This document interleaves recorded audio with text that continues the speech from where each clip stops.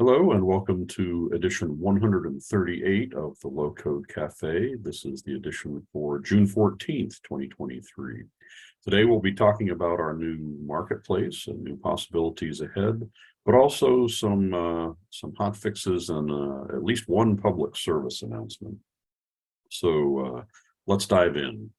The Low Code Cafe is a bi-weekly team and community webinar. We do this when on the weeks that we hold it. It's Wednesday at 10 a.m. Central Time, and we invite you to be engaged with us. If you have something that you think would be of interest to the low code community for Plantanet, please reach out and become our guest speaker. You can, we've had several great guest speaker events over the last year, and we would be happy to host you for that.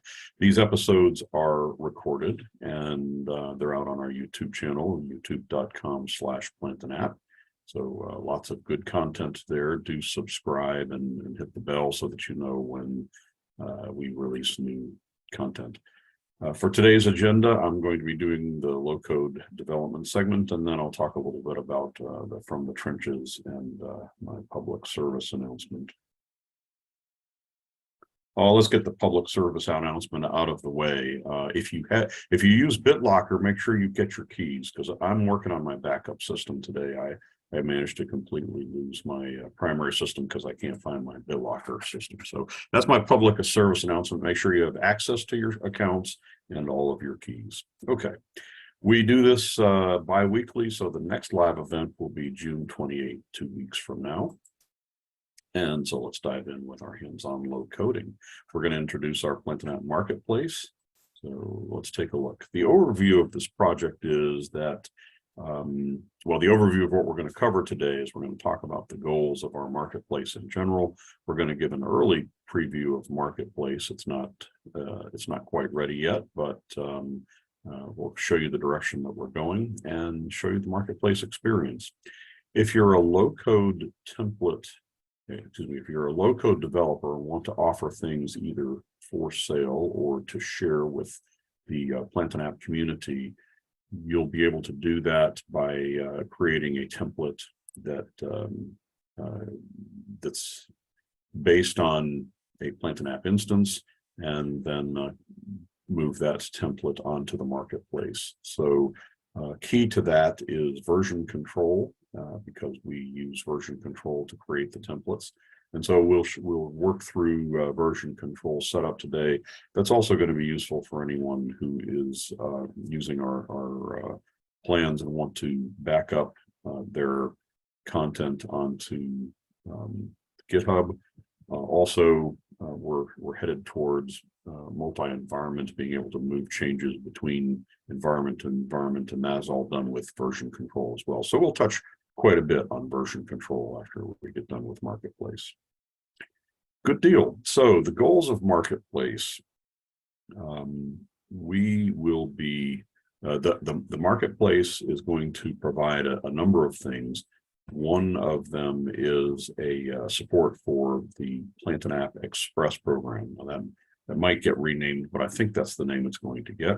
And this would be for people who want to license Plantanet but don't need, can use some of the features, but not all of the features.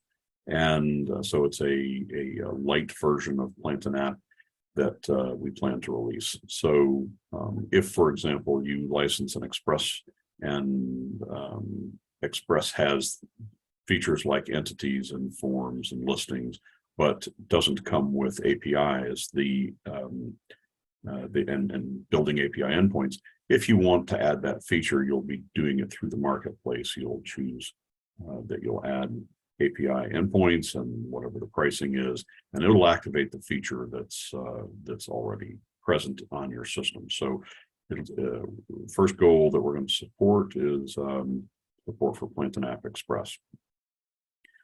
One of the main goals when we proposed getting this out was to keep you from having to start at a blank slate.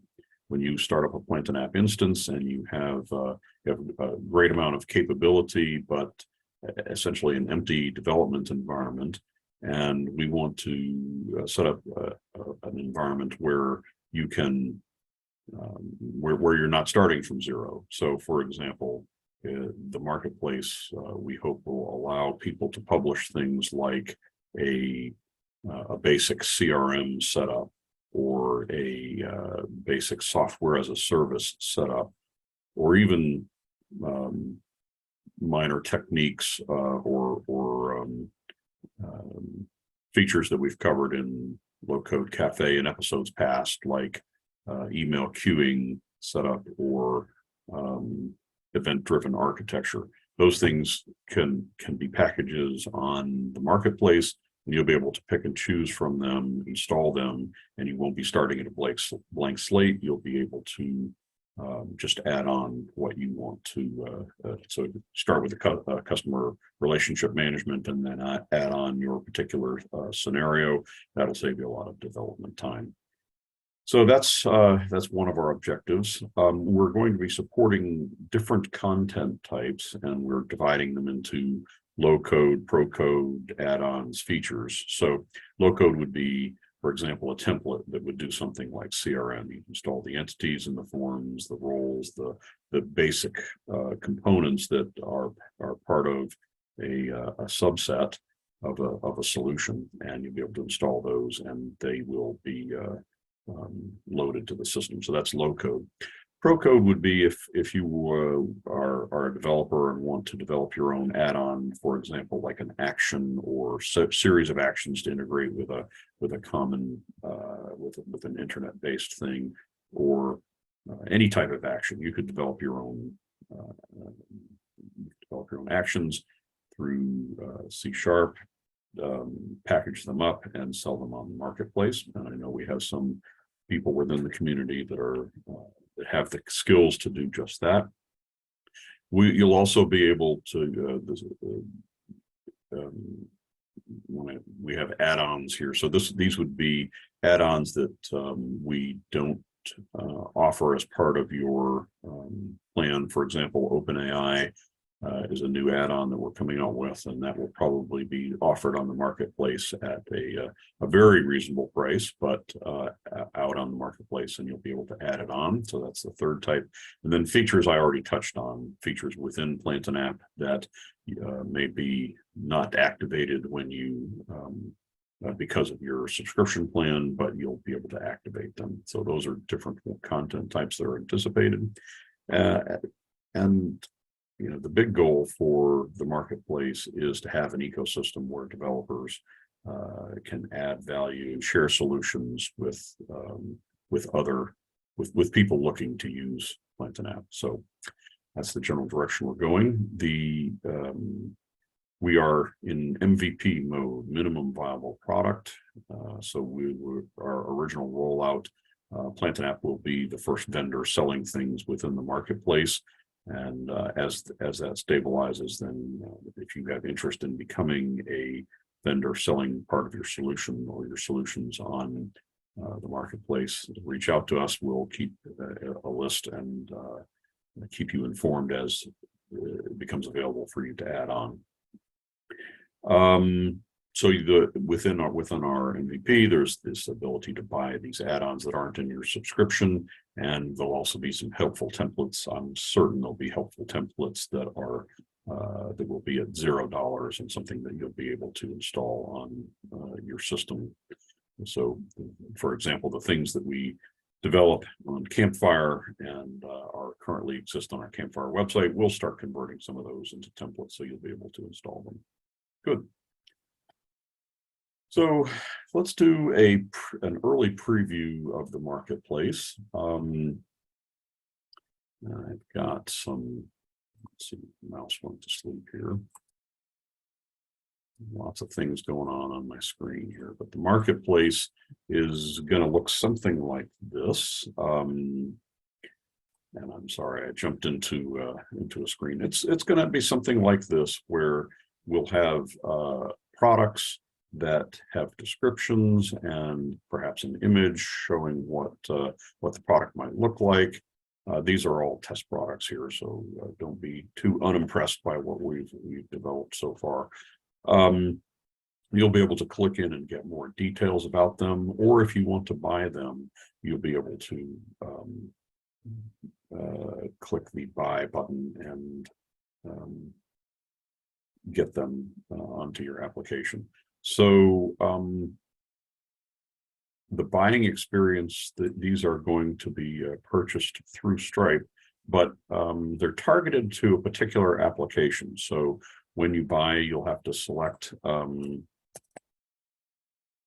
and I have lots of applications here just as part of my role within Plantain App, but there would be, your list would normally be pretty short. You'd be able to say that you're going to buy for that particular application. And the idea is that you're licensing that content for one application. It's per application pricing. Pricing will be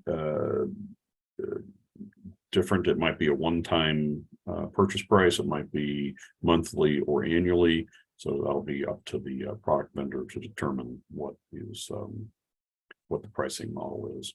So once you choose the buy for this app functionality, it will send you into a Stripe dialog where you'll be able to create or extend your Stripe subscription with basically authorizing us to charge you either one time or periodically, and then that application will be licensed for your site. Great. So that's, as I say, an early preview. You'll be able to see, depending on your role, I'm in a general role, so I have a shop that I can open and create new items for, but you'll have my purchases section that shows you all the things that you've purchased. And so, for example, if I've already purchased the Cafe 138 test template, this template that I'm going to demonstrate today, and it's connected to my particular app, this clone of a Plantain app system. So we'll be installing that here in a moment. Good. Again, this is an early look, and I suspect that this will stabilize over the next couple of weeks. We're hoping to roll out the marketplace between now and early July.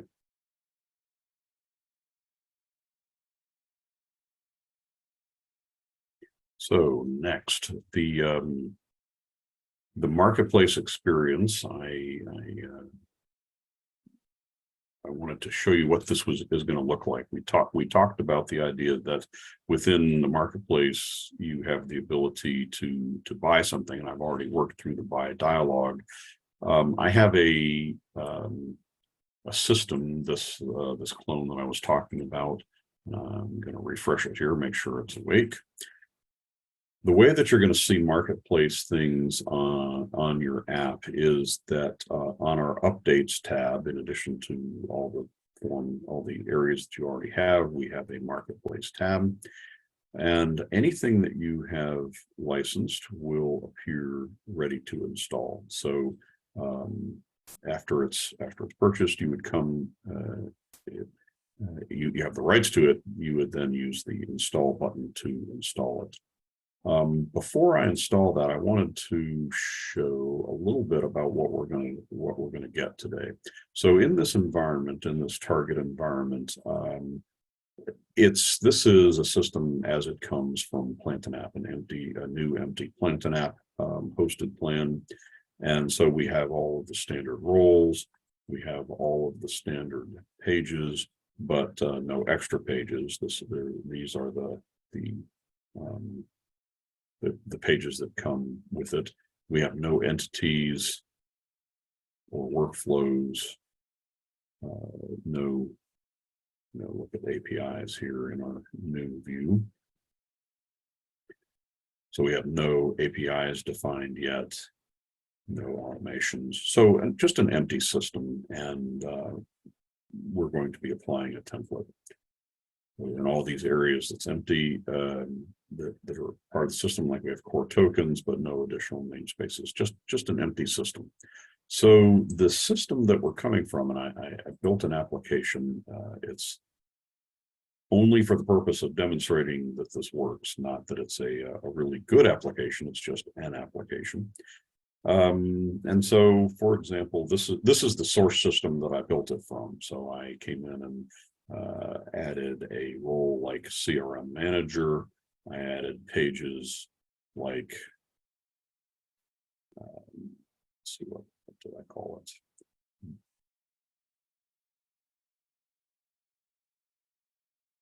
The CRM page was added to the system, and within that had some customer types and customers. I've added two different entities in the CRM namespace, the customer and customer type. We have a workflow created that does a little bit of activity. It adds a period to the end of whatever name got entered. And when you create a customer, just this is again just to demonstrate that it exists. I created an API.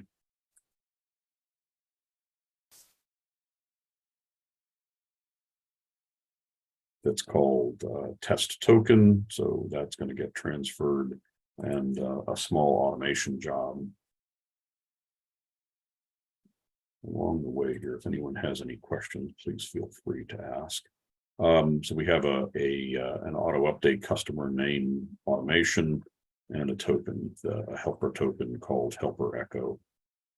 So all this functionality was built in a standard version 126, and I'll just mention that 126 is going to be where you'll have access to the marketplace and the ability to create for the marketplace.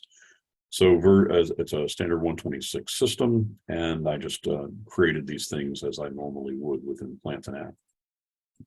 I've activated version control within the site, and so version control lets me take the changes that I have and push them to GitHub. And so all these I pushed yesterday into version control into GitHub. So that was the template creation, and what our source looks like. I've already showed you on our target that it's an empty system, and so we'll go about now actually installing from the marketplace. So marketplace is in updates.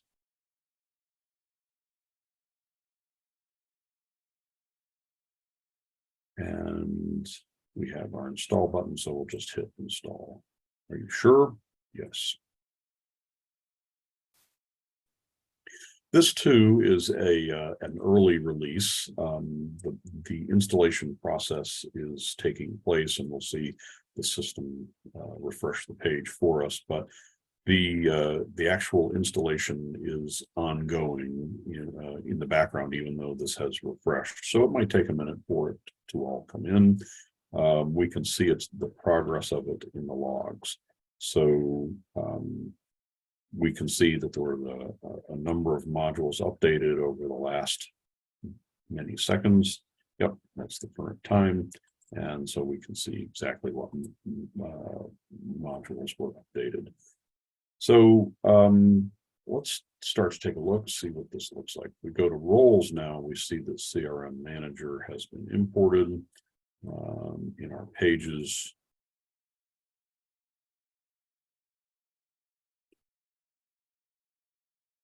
We now have the CRM pages. We have some entities, and so the entities are things like the customer. Very simple. It has some name, email address, mobile phone, whether or not they're active, start date is one of them, for example. And so having done this, let's just go ahead and see it work a little bit.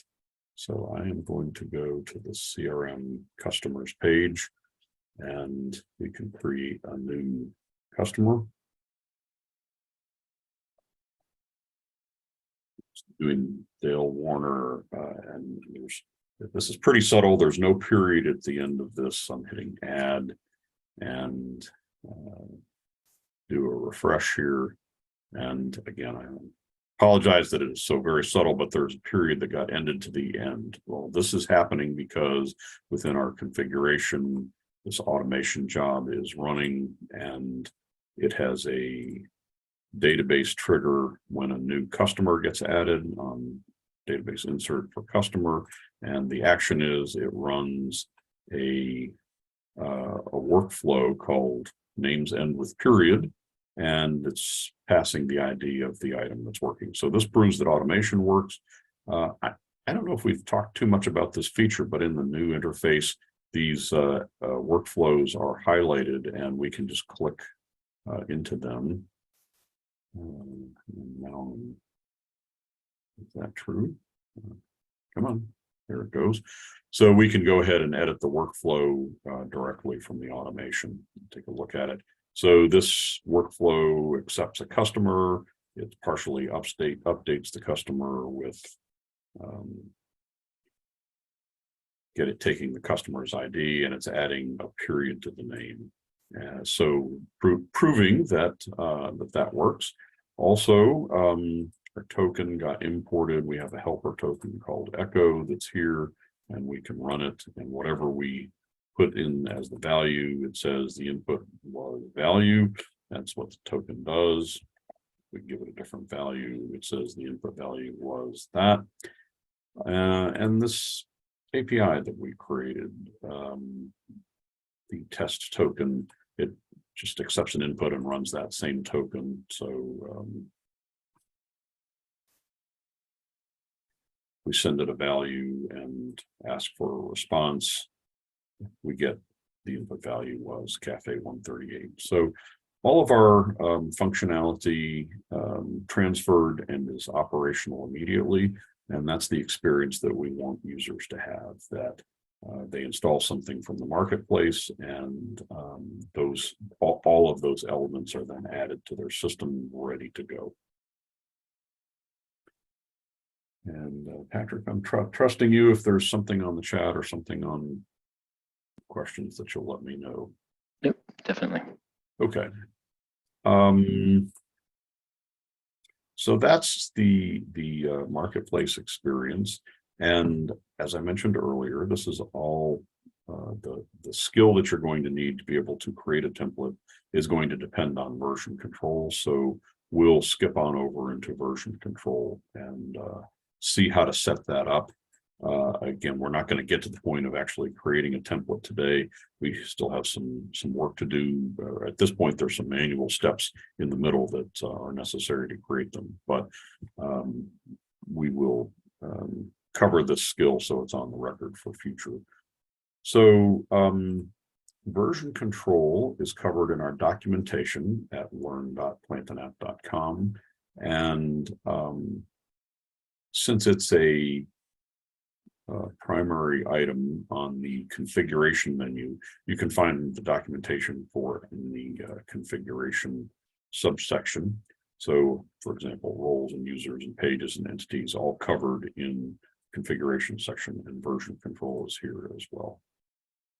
So this has a general description about versioning in Plantanapp, explains the concept, and then talks about either our hosted service version control or on-prem.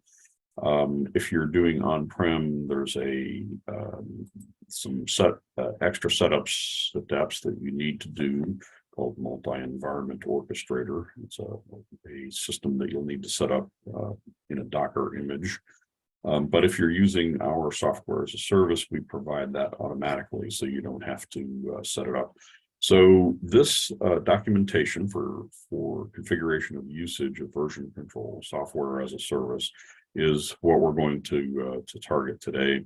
Tells you how to do it. Tells you you're going to need a GitHub account, which I have, and the things that we're going to need from it: the Git URL, the username, personal access token, and describes exactly what we're going to cover today. So I'm going to do it, but I just wanted to point out you can see these instructions in our version control configuration and usage section on the documentation.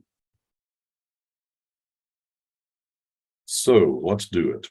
I have another empty system, Cafe 138 is the name of it, and has virtually nothing in it. We'll just focus on entities when it comes time to test to see whether this is working. But we have no entities, and when we navigate to version control, we get the setup screen.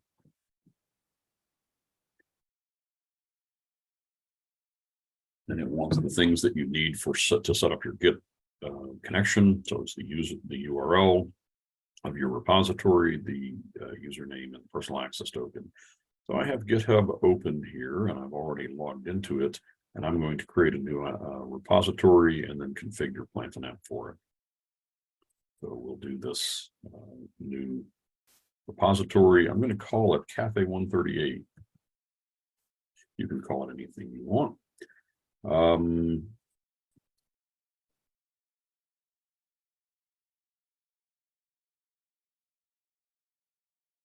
You can make them, typically you would make them private, but if you wanted to share them elsewhere, you can make it public. You should learn more about that at GitHub, and we will create it.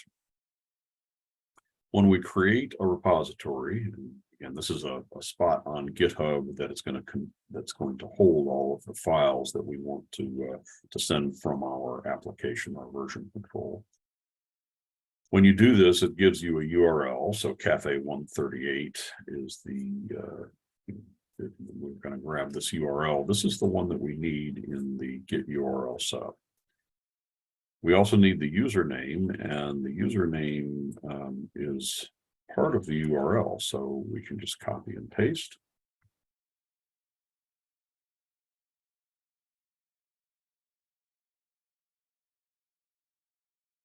So we're going to we've got the Git URL and the Git username, and now we need a personal access token. So the personal access token comes from you. This is something that you set up, and it's done in Git within the settings section. When you look at your settings, and down on the left, there is a developer settings, which we'll choose. And it gives you the ability to create OAuth apps and personal application tokens. This is what we want: personal access tokens, classic.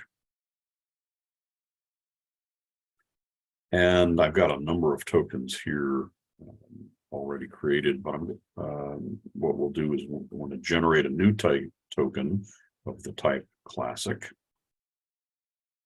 And Git wants to be secure, so I have to look up a authentication code.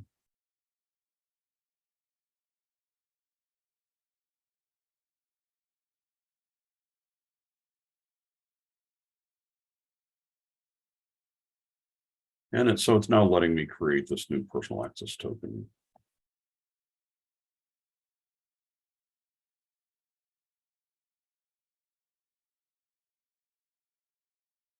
Call it anything you want, and you can give it an expiration period of short or long term. I'm just going to keep its default. The only thing that you're going to need is the scope called repo. This access token needs access to your repo to be able to commit and deploy and access and read and write. So you select repo and scroll. All these other roles you don't need, but we're going to generate a token. The token is visible here, and so we're going to copy it and paste it into the personal access token for PlantinApp. And so we will submit that. And it will try to connect, and it says it has connected successfully. And the first thing then that you're going to get is your first commit screen. So it says it's successfully connected, and what it wants to do is take the current state of your application and send it over to Git. So we'll go ahead and click initialize, and it sends all that content over to Git.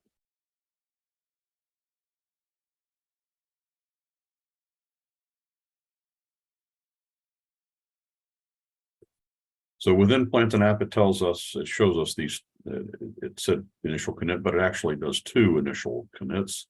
And so it does that automatically. And so it's created those, and it's now version control is operational within the system. We'll explore that a little bit more in a second, but let's go back to Git and see what happened. If we go to our home page and find this repository that we've created, you'll see that there's two branches, a main branch, and now there's been created a production branch. And if we were to look in the production branch, you can browse the files that are there. So the system, everything that was in your system, in this case it was an empty system, has been pushed here. And so if we were to look into the entities, these are the system entities. So the things that we create for you on a blank system, the documents, the images, the roles, the users, they're all here within the repository. And as you add things through version control, this will extend. So in pages, we see all of our default pages. So that's skill number one, being connected to the repository. Let's use the version control a little bit to see how things get pushed into it. So if we were to go to pages and create a page, then we'll call this page the demo page.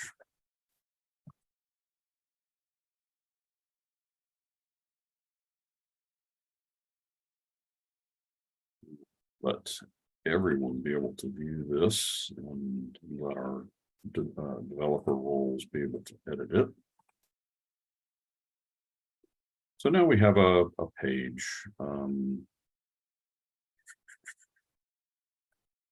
Here's the demo page. And if we were to go to the front side of the site, we could see it here as an item. So it's created. And then let's say we want to create a simple entity. This would be a, let's create items.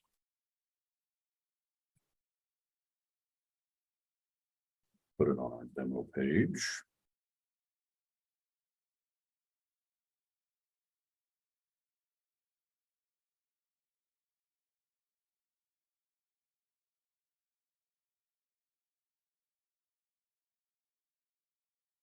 Say this would have a name and a location.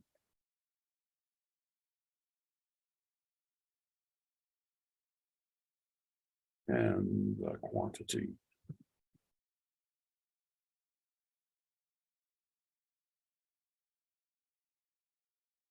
Say the quantity is going to be an integer. And we'll make all these required. Let's do a little bit of work here. They can be searchable, filterable, sortable. Will work there. All right.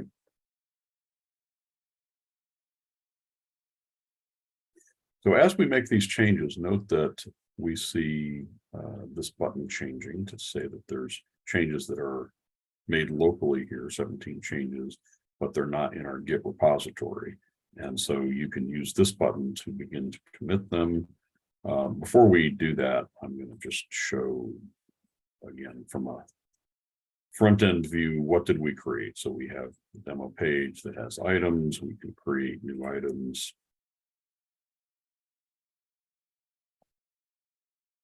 Widget, that's a word I just made up. And we have 10 of them in the shop.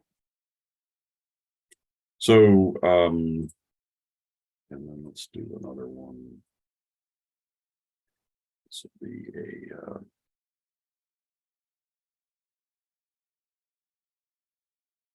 also in the shop. We'll just have one of those. Shop's kind of messy right now. So a couple of things in the just demonstrating that the app works. When we go back and take a look, the data doesn't change the number of version control things. Data is not part of what gets transferred between systems or to version control. It's the programming changes that get tracked. So you can either go to version control or click this button, and it's going to take you to the version control page, and it's going to show you all the changes that are that are there. So the demo page was created, and for the title, and that page was created. We have a module that got created.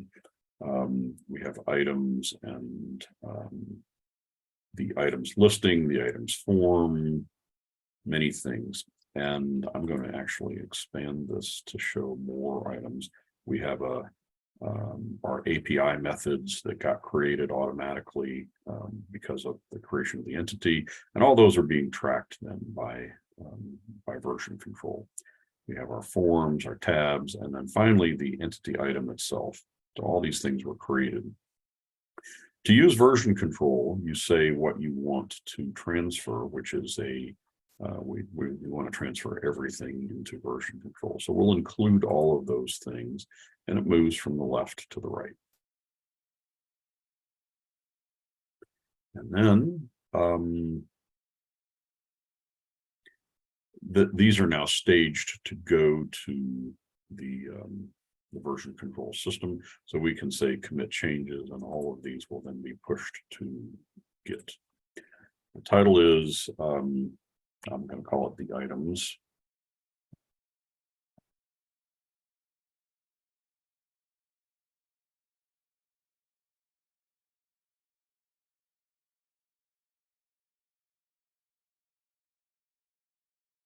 And at that point, we see this that we saw earlier where commit was going on and your changes have been committed. We go over to GitHub and refresh the screen. We can see that we now have in entities, for example, we now have the default, and then things that are the default namespace and also the system namespace. So the default namespace, we now have an item JSON. This is the definition of the item entity. And in the same way, if we look at APIs, we can see that there is an item delete, get, post, put, and items get. So all the different things that got created now are visible within. Let's see, what was we had the demo page here, and demo page has an HTML and a tab and a grid and an action form. So all the different things that got created for us got sent to the version control system. So again, just kind of where we are in this process. For the purpose of Marketplace, the content that's here could be packaged up. Again, there's a manual step currently, but could be packaged up and put onto the Marketplace ready to load. And so we're a couple of short steps away from being able to get this on Marketplace. And then in our bigger MEO story, multi-environment story that we've been talking about since I think last fall,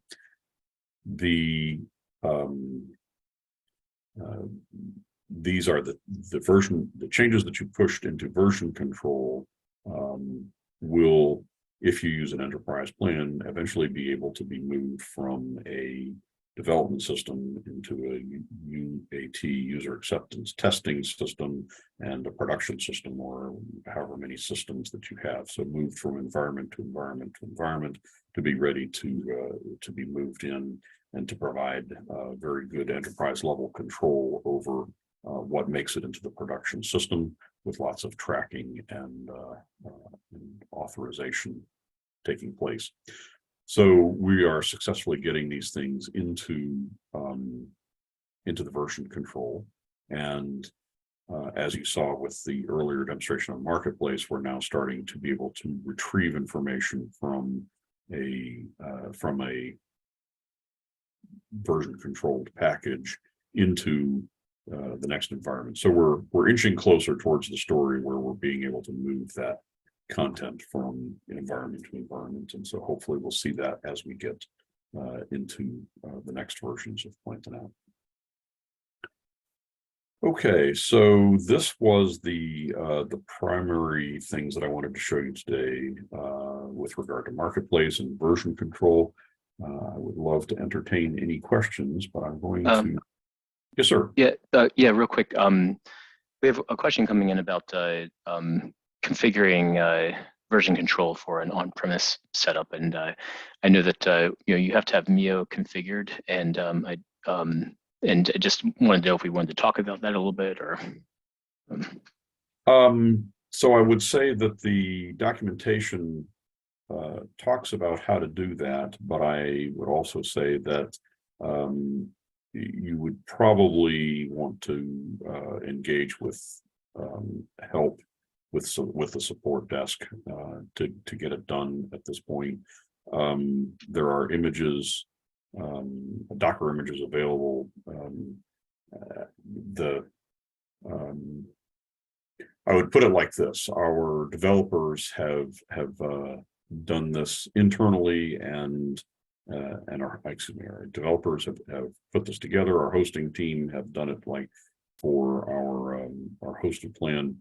But I think for our enterprise customers, I think especially in these first few, that the best case would be to get us to help set them up and and enter a ticket. And agreed. It's still in its very early stages, and so yeah, assistance with setting up would be a great way to go. And I as far as I know, the documentation is there, it's accurate, and there should be enough to be able to do that. But I haven't done it personally or walked through those, so I'm always a little conservative on saying, "Oh yeah, it's going to work." Right? So if that would be my answer to that. Were there anything else? Was there anything else? Nope, that was it. Good. All right. So then the remainder of this is I'm going to flip to put my support cap on and talk about from the trenches of support. This will probably be the last time that I talk at all about version 1.24. We in total released 42 different hotfixes on 1.24. We're not releasing anything now. I don't anticipate that we will release any more hotfixes for this version. We're fully on to version 1.25. We've previously released 10 hotfixes for this, and we're going to talk about 8 of them, 8 new ones today. So we'll lead off with breaking changes, and that is if you happen to use custom validator files. So this is within forms, you have the ability to choose validators down at the bottom, and so things like driver's license or phone number or email or different validations, or even validations that touch a SQL table. Lots of different custom validators can be done, but with this set of hotfixes, we have implemented. We used to do all these validators defined in XML. They're now defined in JSON, and they need to be converted. So if you use custom validator, if you don't use them, you have no problems in this release. If you do use custom validators, there's a step that you need to be aware of to go and find your custom validators that are in XML, convert them to JSON. We can provide the steps. I don't have them here in front of me now, but feel free to open a support ticket and we'll give you the steps necessary. And I'll probably add that as a discussion in the future from the trenches segment to show exactly how to convert those. But shouldn't be a big job, but we wouldn't want you to think, we need you to know that this change has happened so that your custom validators don't cease to function when you upgrade into the new version. So that's the breaking change.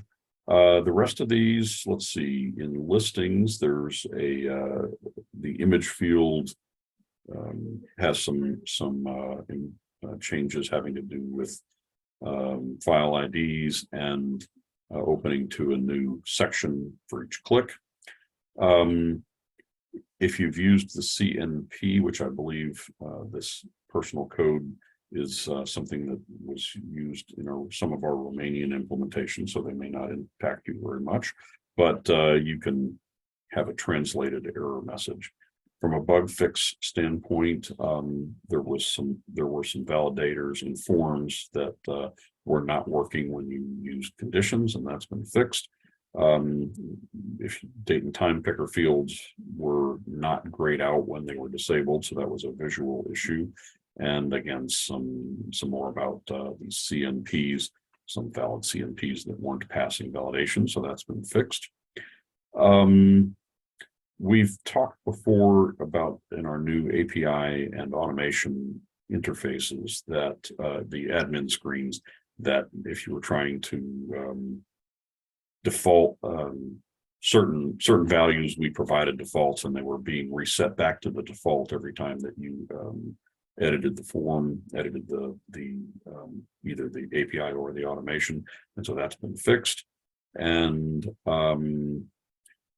also that if you in automation, if you were to look at when a job ran, we were oftentimes reporting the wrong date because we weren't converting that to your local date. We were doing it, we're showing the date relative to GMT 0. So it was often showing one date behind. So we fixed that, small fix, but some improvements. Beyond that, I will encourage you to engage in Campfire. Most of you that are here today are do so, but this is something that we hold every Friday, this same hour, and we get into conversations about Plant an App and your particular challenges, and oftentimes we see lots of problems that you come to those with solved during that hour. So do engage with us. It's a great community that you can be part of. And if there are no final questions, I'll sign off. We'll give you 12 minutes back. You can we'll just say happy low coding and thanks for joining us today.